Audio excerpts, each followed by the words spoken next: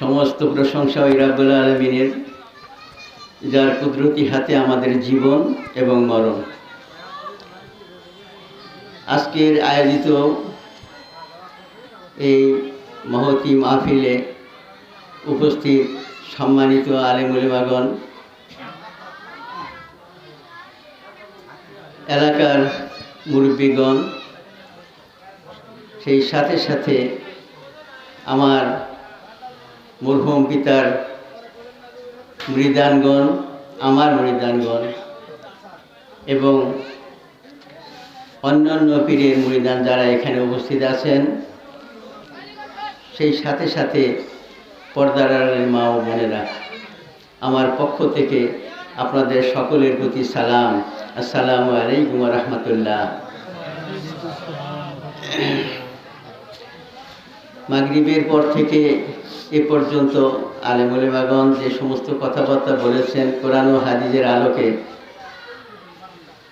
এরপরে কথা যদি বলতে হয় তাহলে সারা রাত বলা যাবে, কিন্তু সেটা সম্ভব নয়, যেহেতু রাত অনেক হয়ে গেছে। বয়োজ্যেষ্ঠ বৃদ্ধ মুরব্বীরা আছেন, ছোট ছোট শিশুরা আছেন, দূর দূরান্ত থেকে যে সমস্ত আশেকানরা উপস্থিত হয়েছেন, তাদের কথা বিবেচনা করে এই মাহফিলের সময়সীমা সংক্ষিপ্ত করা হয়েছে।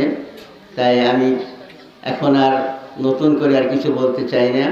যে কথাগুলি আমরা আলেম ওলামাদের মুখ থেকে শুনলাম, জানলাম কোরআন ও হাদিসের আলোকে, সেই কথাগুলো আমরা যথারীতি পালন করতে চেষ্টা করব। আর আমাদেরকে সেই আমল করার তৌফিক যেন আল্লাহ রাব্বুল আলামিন আমাদের সবাইকে দান করেন। আমরা একসময় ছিলাম না, এখন আছি, একদিন থাকবো না, এটাই চিরাচরিত কথা। কোরআন পাকে 3 জায়গায় ঘোষণা দেওয়া হয়েছে, কুল্লু নাফসিন যায়কাতুল মউত। বিশ্বের সকল প্রাণীর মরণশীল, সকল প্রাণীর মৃত্যু হবে। সুতরাং আর এই কথাটাকে আরো স্পষ্ট করার জন্য আল্লাহ